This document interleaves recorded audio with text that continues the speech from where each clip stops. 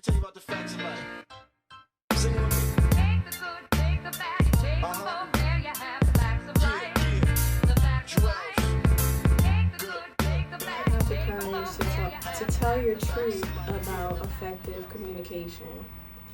So this topic came up because it was on my spirit, because I had a friendship breakup back in May, and the friendship breakup was with my best friend, and this was my best friend of the past 11 years, and we were really, really, really close. It was devastating. It was hurtful that, we're no longer friends. It was shocking. I was confused. All these different emotions came up after we parted ways. But the lesson that I took from the breakup was that I did not do a good job at communicating.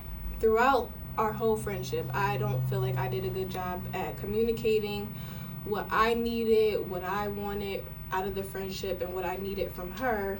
And I didn't do a good job at establishing boundaries, and that led to suppression of my feelings and emotions, and which then led to our breakup, our demise.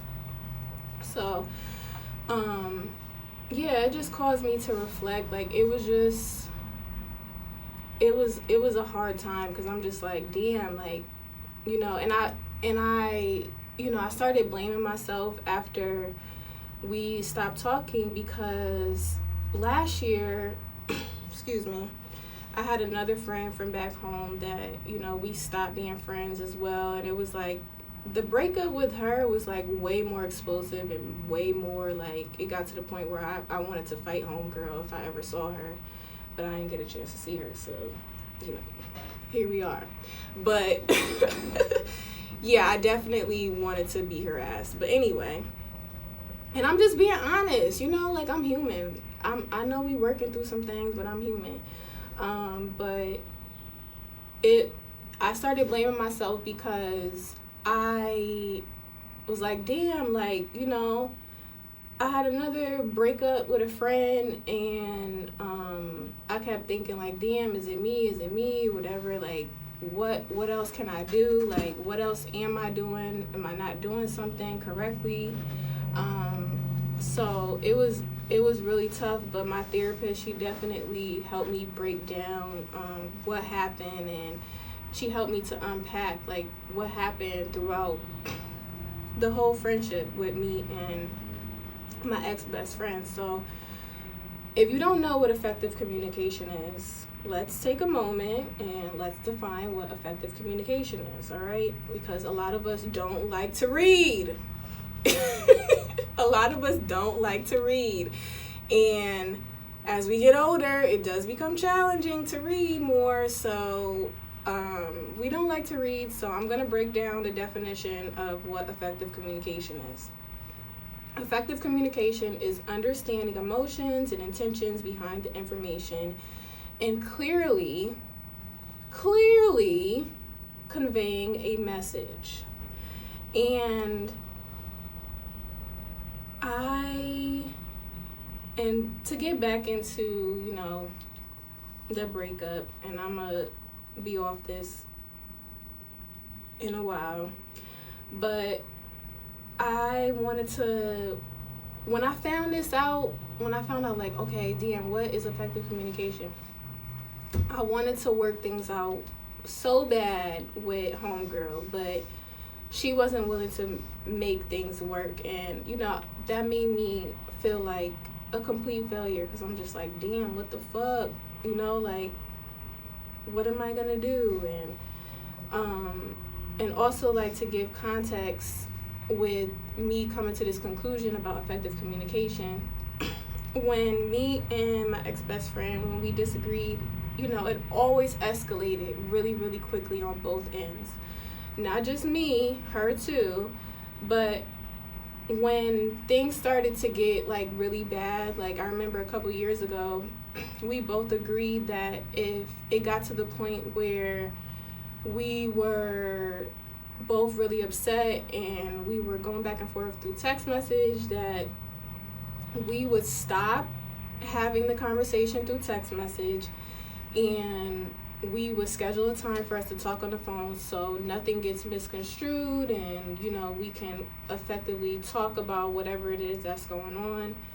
And as I began to progress in my journey of higher self, and I felt like the disagreements would progress faster with her rather than with me, because I'm in a space where it's just like, I do want to keep the peace. Like, I don't want to argue with people, like that's not where I'm at in my life, because I feel like it takes up a lot of energy and time, and it's distracting to other shit that I'm doing and other shit that I have going on. So it's like, I do my best to like keep the peace, and I think me keeping the peace turned into me being passive about when things came up with her. And it was just like, we would disagree about something, and then she would just go from 0 to 100, and I'd be like, oh, okay, whatever, like, type shit.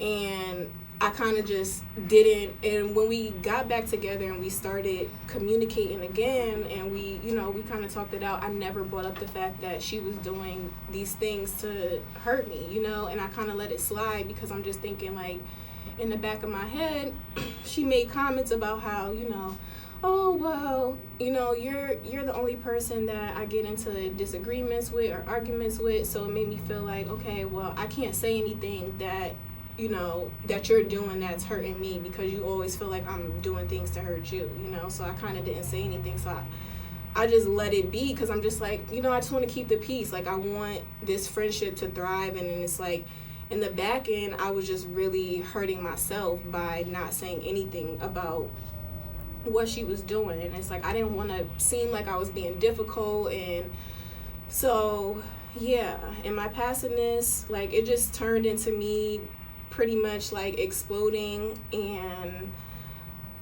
my lesson in all of this, the disagreement was about learning about communication styles. So the 3 communication styles that we're going to talk about today is passiveness, aggressiveness, and assertiveness.